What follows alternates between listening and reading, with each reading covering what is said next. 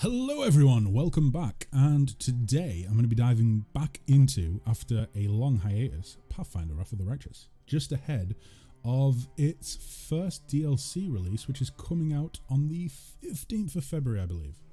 Either way, we're diving in. Let's see. We're going to be playing on pretty much normal difficulty. I've bumped the difficulty down from what I have been playing on. I just want it to be relaxed.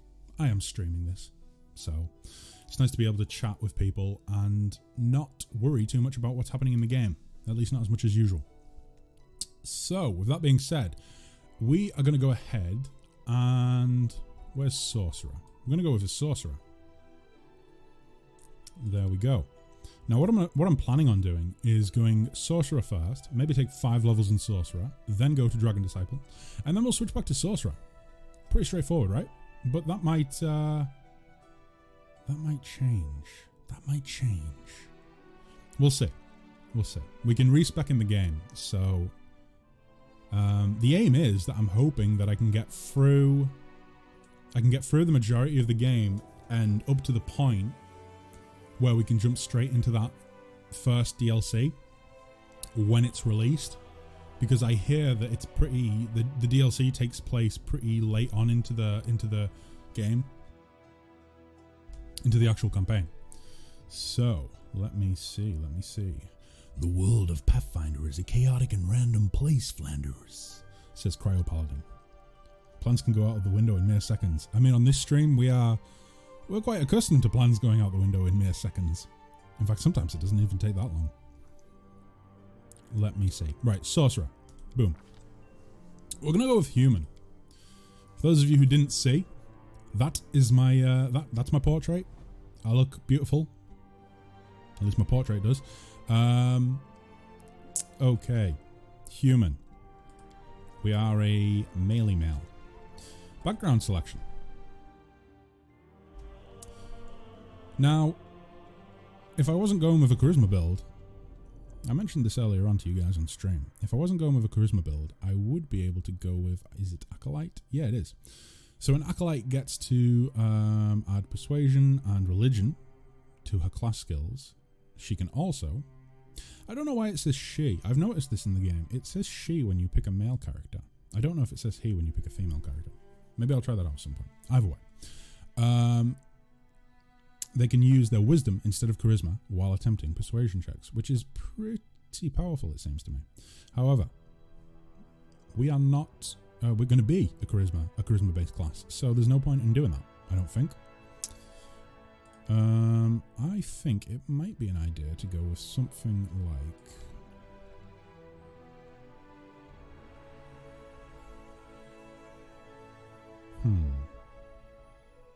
Hunter might not be a bad one because I'm kind of thinking about going with a longbow. So that weapon proficiency as well as having nature and perception as class skills. Although perception might already be a sorcerer class skill, I can't remember. So we might go wanderer. I don't think there's much point in going scholar. Again, acolyte's not really worth it, I don't think.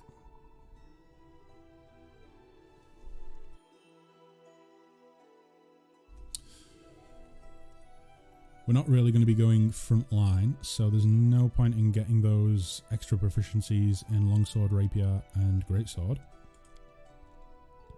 Let's go with hunter. Nature and perception. Yeah, let's do that. I mean, we're testing things out, right? We're seeing what works. A hunter sorcerer who is good with a bow. Seems this sorcerer is a ranger before he awakens his magic talent. I don't know. I don't really have much plan for backstory. I suppose maybe we were some sort of... I mean, it says hunter, but you could take hunter quite loosely, couldn't you? You know, you could take the background of hunter and say that they were someone who lived out in the wilds and they fended for themselves. They lived far off from civilization and all those sorts of things. So maybe something like that. Now, we come to the ability scores. As you guys on stream will know, I actually rolled some dice to determine these, so it doesn't really matter what I pick right now, in all honesty. So I'm going to go ahead and just get them as close as I can to... Ooh, you know what? We're actually going to have to tab out for a second. Bear with me, guys. And back to it. I'm going to try and get them as close to what they would be as I can. So, for those of you who are watching the VOD on the YouTubes and are unaware of this, I like tabletop RPGs. I like rolling my ability scores. I'm not a massive fan of point buy. I never have been. They work in CRPGs. They work very well. It keeps it balanced. But I kind of wanted to experiment and try using rolled scores. Let me see. Quick question in chat first, before I have to depart again. How strong is a race that falls under the large D&D size category? How strong? It's totally... I mean, it depends. If it's a player character, then it's always going to depend on what they roll. However, I mean, best advice, I would check D&D Beyond, or just the general rule set that you can find online on the Wizards of the Coast website for D&D, this is. And I would see if there's any reference to weight that they're able to lift. I mean, weight lifted, if I remember correctly, it tends to be based off of the strength modifier, and I don't remember the exact rule for working out what someone can lift. But I think it's based off of strength, and then you times it by such and such number, and it gives you like your level of encumbrance as well as what you can lift, like the weight that you could lift. Because you're working on a custom shark race called the Salachi, and the Megalodon subrace is planned to be a large size. Oh, I see. I would head over to, even if you just go onto a web browser and, oh, how OP it is. Oh, right. In terms of how OP, how overpowered a race would be if they were large, I would go ahead and take a look at the Goliath race. Maybe look at some of the ways that they balanced the Goliath race out and apply that, or apply similar methods to balance your Megalodon subrace. But yeah, that's what I think off the top of my head. I might be able to give a better answer in the Discord later. I'll have a little think about it after the stream, and if anything comes to mind. Yeah, Cryopaladin. I think Cryopaladin has the right idea. Maybe use Goliath as a foundation and then add some sort of aquatic flavoring to it. Goliath and Loxodon fall under medium, just at the edge. Oh, right. Really? Huh. I thought Goliath was a large. Never mind then. Maybe take a look and see if there is a homebrew giant. A homebrew hill giant. I believe they're large. Homebrew hill giant or homebrew ogre race. And then go from there. Either way. Let me get these ability scores sorted. Let's see. So, we got pretty lucky with our ability scores. Like I said, we rolled them with dice. So I'm going to be using a handy dandy little mod, which, is it called Toolbox or is it called Toybox? Can't remember off the top of my head. We'll take a look after I've got into the game. But I'm going to be using actually I think it's called Bag of Tricks. Bag of Tricks. I think it was called Toybox in Pathfinder Kingmaker. Now it's called Bag of Tricks. We're not going to be taking too much, or we're not going to be using the mod too much. The only thing we're really going to be using it for is, if anything bugs out, we'll try and fix some of the quest lines, or I will try and fix some of the quest lines if they get broken off stream, outside of the VODs. And I will be setting my ability scores as they would be if I'd rolled them with dice. So, the numbers I rolled was a 10, 12, 13, 14, 15, and 18. So I didn't get anything below a 10. I got very, very lucky. Very, very lucky. Actually might be a little bit overpowered. Depending on how the playthrough goes, I might have to tone it down. I might have to go ahead and swap one of those out for a lower score. Because, I don't know. It's nice to have some power, but being overpowered in a game like this is probably going to make I would imagine the first, at least the entirety of Canabra, a little bit unbalanced. We'll see. We'll see. So close to being continuing number until that 18 come in. I know. If we'd gotten a 16 instead of the 18, maybe an 11. Either way. So, Charisma. We're definitely going to have our highest score as Charisma. We're a sorcerer. It makes sense, right? How many do we have left on point buy? We have 15 points. There's no way we would have been able to do these exact numbers through point buy. Let me see. So, I think strength is going to be... Strength, we're going to have our 10 in strength. Our 12... Our 12, I think we will go with... Maybe wisdom? 13 in constitution, maybe?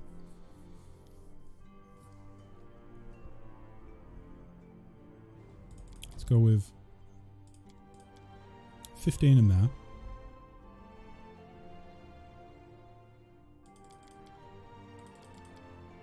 We are only, in fairness, we're only 1 point off being able to have our exact rolled scores. So maybe this isn't going to be too unbalanced.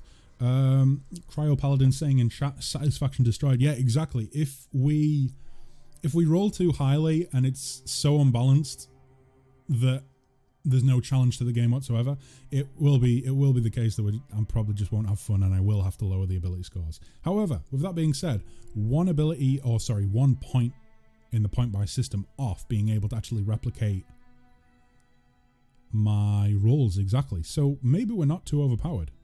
We're starting with basically one extra ability score than we would have if we just went with point buy. So not too bad, not too shabby. Right, let me see. If I was going, like I said earlier, if I was going with a melee fighting sorcerer, dragon disciple, multi-class, then I would probably go ahead and I'd want to get, I believe, 3 points into mobility, raises your armor class by 1. Now, obviously, for frontline tanks and DPS, that's going to be pretty integral, but for a sorcerer on the back line, I don't think that's going to matter too much. So let's go ahead and let's take, obviously, persuasion to start with. I want my protagonist to be the face of the party. I don't want to be relying on anyone else for charisma checks, ideally. Although, from what I remember, Ember has pretty great charisma. So maybe we'll take her, use her as an advantage for those checks. Perception. I'm kind of torn when it comes to perception because normally I do just go ahead and throw it on my protagonist. However, someone gave me some very good advice. Well, they didn't give me it. They gave someone else it. I can't remember where. It was somewhere online, okay? It was somewhere online when I was thinking about class builds. And they said, or they pointed out the fact that it's better to have your tanks and your DPS characters, the guys on the front line, be the ones that have perception. Because in this sort of game, if we were playing at a tabletop, yeah, we would most likely be able to just have anyone roll a perception check. In this game, though, it's going to be the person right at the front that does that perception check first. It's going to be the person right at the front that decides if they see the trap on the floor or not. So I think we're going to go ahead and skip perception for now. We might add it later on. You know, second level, maybe we'll dip into perception. But for the time being, we're going to ignore perception. We're going to probably put that on Sealer, who I'll be using as the tank of the party. Or at least aiming to. So let's go Arcana, Nature, Persuasion. Do I need Athletics? My strength isn't great anyways. I'd only get a +1 to it because it's not a class skill.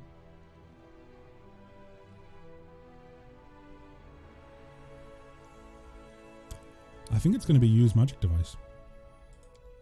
Yeah. Like I said, we might dip into perception in our second level. We'll see how this goes. So, onto the feats. Kensei General asks, can you make your own party members? Indeed I can. And I'm going to get onto that a little bit later on, I think, potentially. If we get the tutorial out of the way, then I'll dive into that. For you guys in Twitch chat who are watching live and who are not watching on YouTube, you're going to be able to suggest characters for me to make. Now, I'm going to ask that you don't do it now because I will likely forget. However, with that in mind, if you guys would like a character of your design, a character of your choice, obviously I'll level them up and I'll choose the ability scores and whatnot. But if you would like a character of your influence in the game, you can do that by spending your neighborino points on Twitch. On the, I believe it's called something like name a character or new character or something like that. But you can spend your neighborino points on that.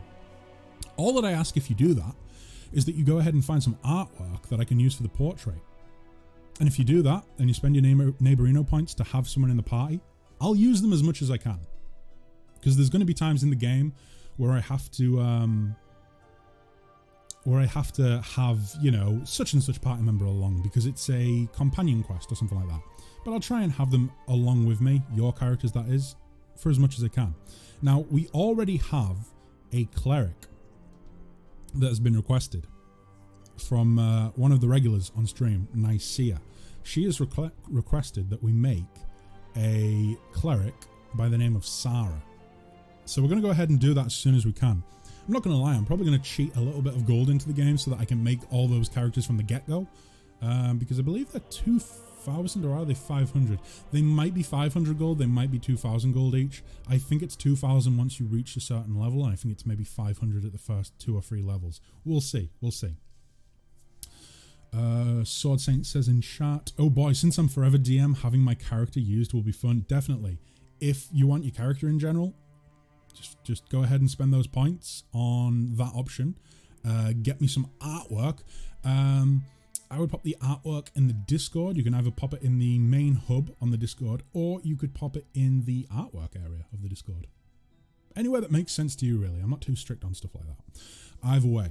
So, first feat. It is going to be, can we guess? Can we possibly guess? Can you guys guess? Do you know what I'm going to put? I'm going to go with spell focus, yes. I'm going to go with spell focus, and I'm going to go with evocation. Or evocation. Yeah, pretty straightforward, really. I'm going to be using a lot of spells that fall under that category. I would like a spell focus for that category. Now the question is, do I want to go with greater spell focus, or do I want to go with a different spell focus? It would be nice to maybe have illusion as well. Illusion might come in kind of handy. However, let me just take a little look through and see. Meta magic as well. Meta magic would be pretty great. Let me see. Being the classic sorcerer. Wow, so generic. Listen, we're not going for an exciting build this point. Well, maybe we are. We'll see. First level is never going to be exciting in Pathfinder, I don't think. I think level 6 is going to be where it's at. As soon as we open up that first level of Dragon Disciple, I think that's the moment when everything, you know, the stars are going to align and it's going to become an exciting build. I guess boring first, exciting later. Exactly. There's not really a great deal that we can do with our first level anyways. And I need to make it so that the first level is survivable. Not that it's not survivable, I mean, we've already got that extra bonus ability score point, but you know what I mean. Honestly, I think it might be a good idea to just go with...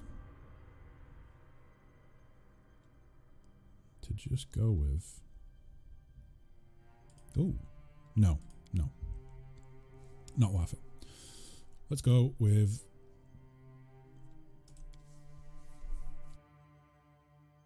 Let's go with illusion. I like illusion. It's good. Same with D&D. Yes, definitely. That first level of D&D, that first level of Pathfinder, that first level, or at least that first couple levels of most tabletop games, I think, with a leveling based system. I think they all kind of have sort of a couple boring levels at the start. And I say boring, but what I mean is it's simplified, or it's simple, to allow people to kind of learn the game during the first few levels. Now, Bloodline. Is there any doubt? We are, of course, going to go with a gold draconic Bloodline. Slow but easy. Exactly, yeah.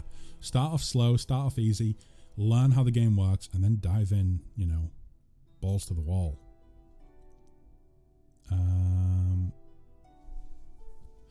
Really? Grow claws at level 1? I didn't realize that was the case. So you can grow claws as natural weapons, allowing you to make 2 claw attacks as a full attack. That's pretty good. However, we're not really going to be getting into the thick of it and going melee, so... okay. At least it gives us that option if we get caught out that we can go ahead and use some melee. So, whenever you cast a spell with fire damage, the spell deals 1 extra point of damage per die rolled. That is going to be very, very useful with... considering that we're going with evocation. Kensei General saying silver is best. Cryo Paladin saying no, greens are. I like gold. I like gold or red, okay? I think for the spell list in this game, I think gold or red makes the most sense.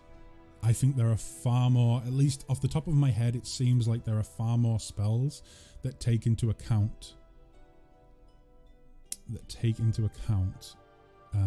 fire damage. Or that use fire damage, I should say. Either way. So, gold it is. Let's see. Spell focus or greater spell focus. Ah, yeah, this will be because we went with human. So we get a bonus feat, which is incredibly overpowered. I love it. I love it. Let's go with greater spell focus, and let's go ahead and throw that on evocation. However, could we... We could.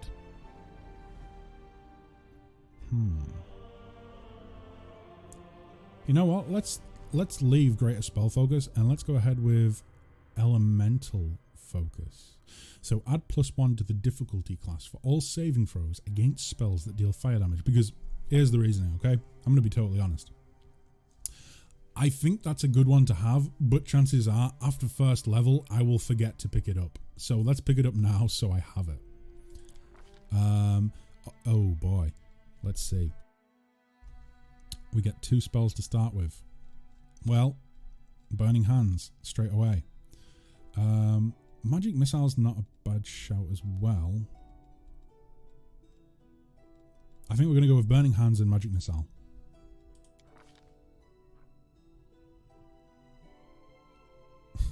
Cryo Paladin in chat says, well, golds are strong. Kensei General replies, and I hate them for it. They were born that way. Right, let's see. So, honestly, I'm kind of tempted to go with Atheist. Going off the plot line of Pathfinder being, I believe, essentially that you are chosen by the gods to destroy demons. Wouldn't it be ironic if we were an atheist? I don't know, maybe we should go with that. Or maybe...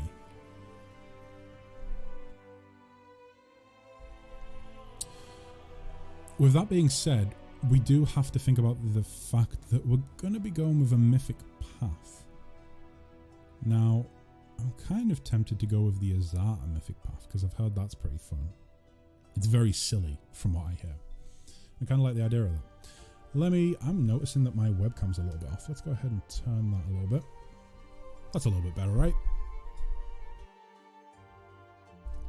Either way, I think I might go with Desna because I believe Desna is the... Yeah, linked to the Azata path.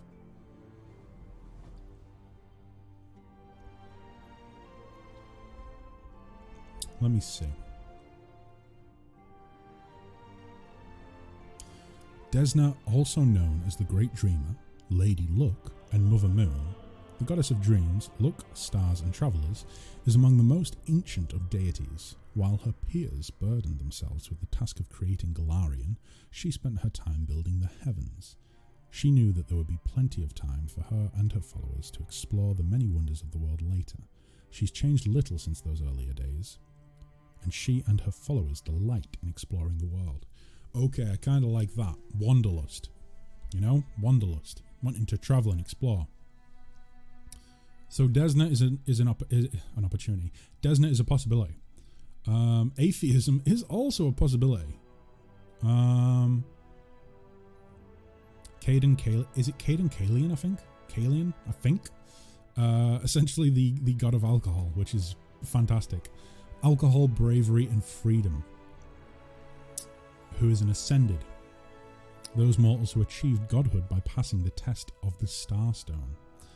Yeah, I think...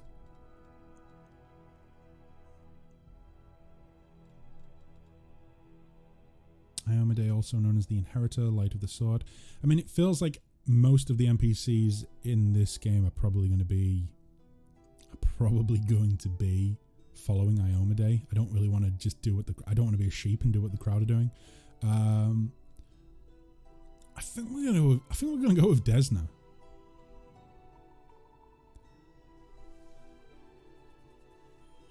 Although favored weapon for Aristil followers is a longbow. You know what? No. We did go with that hunter background. We are going to be using a longbow. It makes sense that we would go with Aristil. Even if I'm going to choose the Azata mythic path, I think Aristil fits better, right? From a roleplay perspective, at the very least. So let's go with Aristil. Let me just read through that for a second. So, Aristil, also known as Old Deadeye and the Stag God, is one of the oldest human gods still worshipped in the Inner Sea region, and is concerned with family, farming, hunting, and trade. During the Age of Creation, Aristil was among the gods who battled Rovagug when he sought to destroy Galarian. They were eventually able to contain him in the Dead Vault at the planet's core. His religion dates back to before the Age of Darkness, when small farming communities and hunter-gatherers prayed to him for bountiful harvests and successful hunts. Okay. Yeah, we're going with Aristil. Neutral good or lawful good? Well, I don't really want to go lawful good. It's not a lot of fun to me. At least not for a sorcerer. I don't know. If you want to go paladin, then be my guest. I did hear that they've changed a lot from Kingmaker in terms of how paladins work. Like in Kingmaker, I think it was the case, if I remember correctly, that you basically couldn't steer away from lawful good. Otherwise, you would become an oath breaker and lose all your abilities and essentially just be a fighter. I believe they've changed that now so that you can actually adopt an oath of, I don't know, something. I think you can, in some way it enables you to keep your abilities, I believe. Don't quote me on that. Look it up yourselves. I am not a noteworthy source for information. Has to be said. So neutral good it is. Let me see. Hell no. Lawful good paladin is so restricting, says Cryo Paladin. Neutral and chaotic is more fun. Personally I do find neutral and chaotic to be more fun. I don't know. But at the same time, if you're going to go into it with a role, or like the idea of roleplay, I suppose playing a lawful character adds restrictions. And restrictions can be fun, you know? Like it can be fun to restrict yourself and have to, force yourself to think with a certain mindset. Either way. So let me try and recreate my portrait as a character. So I think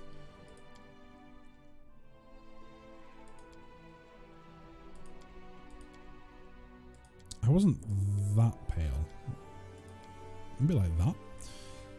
The face, I don't think I'm going to be able to get a face that's like massively close, but let's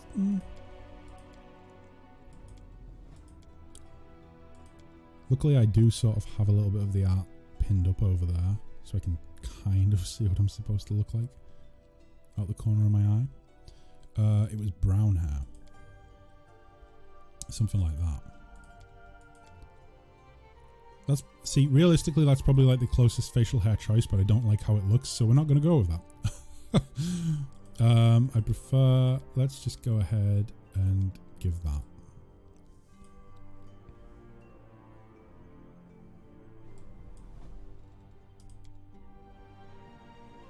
As for hairstyle, it was sort of like a little bit of a quiffy thing that he had going on in the yeah, it's like a little bit of a quiff. That's kind of too short on the sides. That looks very buzzcutty on the sides. I think there's something reasonably close. That's a hot contender. That's nothing like it. That's also nothing like it. No. Yeah, we're going to go with that one. That's probably the closest, I think. And I think, yeah, that hair colour. Face. Maybe that. Because the nose is quite, you know, wide at the bottom. Yeah, we'll go with that. No war paint. Although, actually, I haven't really seen the war paint and tattoos. I think they added them in as DLC quite early on, but I haven't touched the game in quite a while. So I haven't really looked for all this. Either way, there is no war paint and tattoos, so I'm not going to add them on. As for the robes, do we have any? That's too bright, or too colourful, should I say. That seems a little bit closer. Ooh, that's even better. Right. In fact, just so I'm not having to look off to the corner, let's take a quick look over here. Yeah, so it's sort of like that beigey, creamy colour there.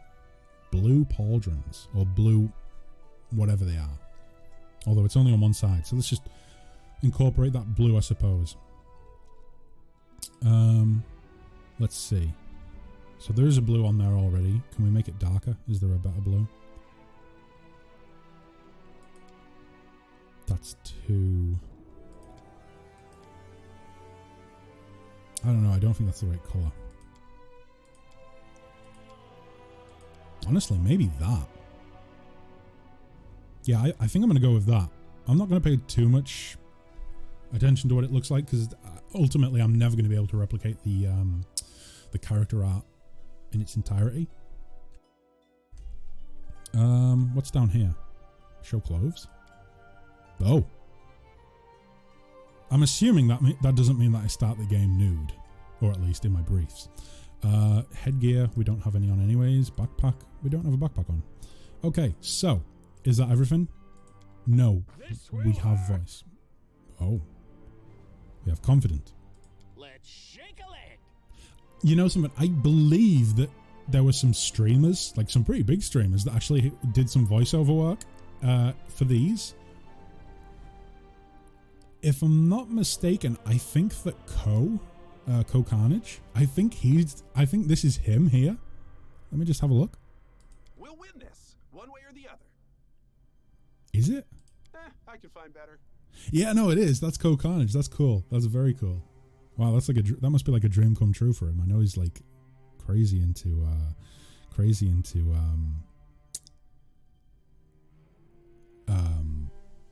like RPGs and stuff.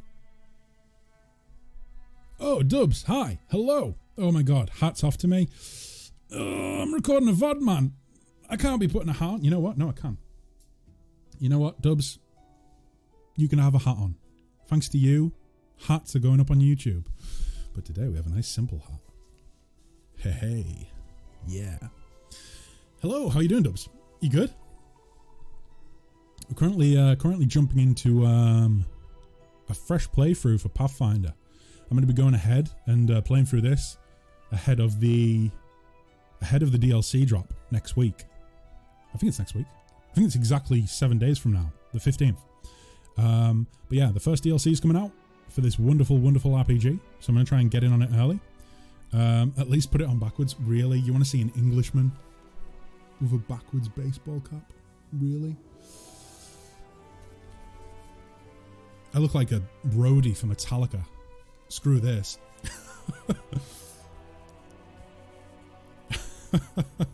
Redeemed name generator. Ooh, Kensei, go ahead and if you go ahead, put the character name, and if you find some artwork, just put the name and the artwork into the Discord.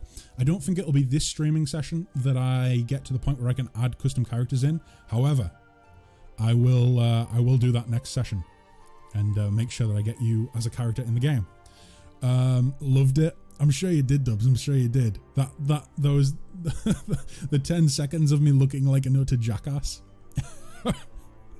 It's got to be said, it's not difficult to make me look like a jackass. Oh boy. Either way, man, I hope you've been doing good. I hope that all is going satisfactory with you right now. Right, where was I? I think I was talking about Co-Carnage doing a voice in this game, And off we go. which is just amazing. Either way, we're gonna go with no voice because I'm doing the voice. Okay, I'm doing the voiceover work. Speaking of which, I have actually done that before with the Pillars of Eternity series. You were actually able to, if you knew if you were aware of where the audio for the dialogue gets stored, you could actually record voice packs and put them in, and I have done that in the past. It's quite fun, although it took a lot of time to just sit down there in the studio and record lines of dialogue over it. Like, I have so much respect for voiceover artists after doing that. I'm good. Just jumped over from Faye to make you put a hat on. My God, really? Really? You graced me with your presence, Stubbs, just so you could make me put a hat on. I appreciate it. At least you're spending your neighborino points smart. Let's see.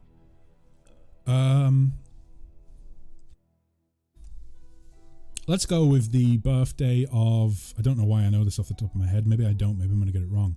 The author of the Witcher series, which I believe he was born on the 20th...